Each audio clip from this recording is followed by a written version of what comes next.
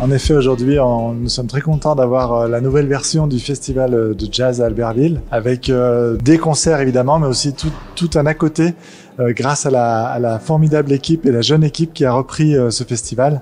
Et donc, on est très très contents effectivement, puisque c'est un festival de jazz made in Albertville. Ça s'est préparé, ça se prépare dans des délais très contraints, puisqu'il y a eu un changement de gouvernance au niveau de l'association fin mars.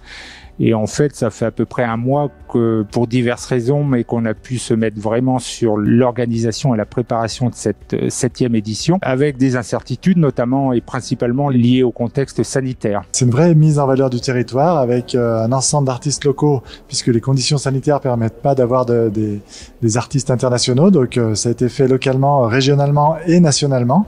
Et puis, tous les acteurs du territoire ont joué le jeu, alors que ce soit les collectivités, bien évidemment, mais également les commerçants qui se sont mis de la partie, les EHPAD aussi, et l'école de musique évidemment. Donc c'est un vrai bonheur de pouvoir fédérer tout ce petit microcosme albertvillois pour faire un vrai beau festival. Donc pour cette 7e édition, on va partir sur 2 sites, avec un site en accès libre sur le square sous terrasse, ça sera pour les après-midi. Le soir, on passera en concert avec billetterie au niveau du lycée Jean Moulin, avec l'après-midi 2 concerts et le soir 2 artistes qui vont succéder. On aura donc Anne Passeo, joueuse de batterie et compositrice maintenant reconnue. On a le lendemain Macha Garibian, pianiste et chanteuse, Laura Perrudin, qui est une harpiste qui joue en solo mais avec beaucoup de qualité.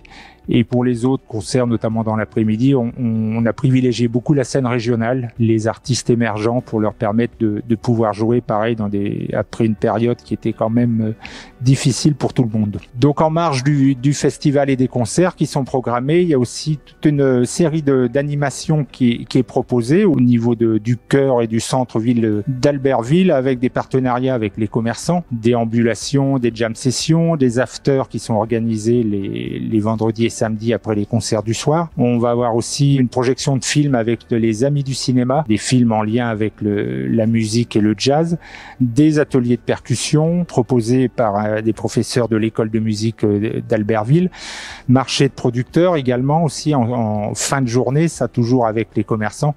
Il était important de proposer des partenariats avec tous les acteurs locaux du territoire et de la ville d'Albertville, pour que tout le centre-ville puisse, pendant ces 2 jours, vivre au cœur et au son et aux couleurs du festival. Donc le festival aura lieu le vendredi et le samedi 23 et 24 juillet.